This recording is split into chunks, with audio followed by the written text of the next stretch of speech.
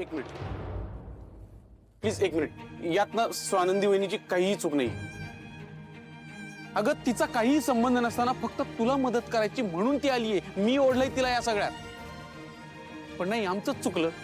तुला मदत करायची वाटली, तुला तुझ्याविषयी सहानुभूती वाटली, तुझ्यावर विश्वास ठेवला, तुझा त्रास कमी व्हावा असं वाटलं आम्हाला. हे सगळं चुकलं आमचं. आनंद रे आनंद.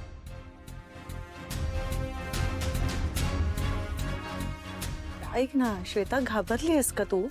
राजा, मी सांगते ना तुला, आम्ही आहोत. अजूनही वेळ गेलेली नाहीये, खरं सांगून टाक. श्वेता, तू एकदा का ह्या केबिन मधून बाहेर गेलीस ना, तर परत तुला स्वतःची बाजू मांडण्याची संधी मिळणार नाहीये. आणि मग जोपर्यंत इथे काम करत राहशील तोपर्यंत हा सगळा त्रास तुला सहन करत राहावं लागणार आहे. कळतंय का? श्वेता, अगं खोटं बोलण्याची किंमत फार मोठी मोजावी लागते. आणि हे स्वतः बरोबर वागतेस तू. कळतंय का? नको करूस असं. बस बस करा, बस करा. काय वधून घ्यायचं तुम्हाला हिच्याकडनं? का बळजबरी करताय तुम्ही तिच्यावरती? पण कालपर्यंत ती हेच सांगत होती आम्हाला. आता तिचं बोलणं बदलते आणि मला कळत नाहीये का.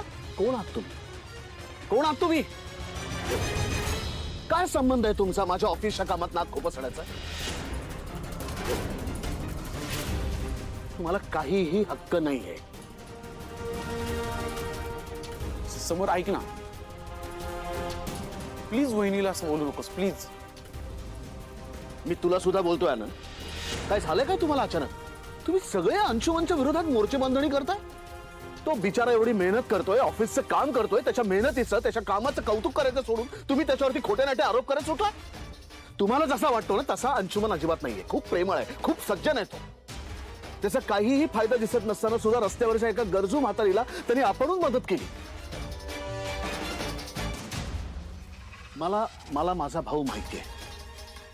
तुम्हाला तो एवढा काळ वेगळा दिसतो मला माहित नाही. जा, तुमची ना दृष्टी बदला. डोळे एकदा स्वच्छ धुवा स्वतःचे.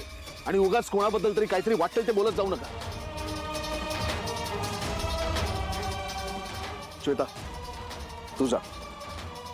आनंद प्लीज.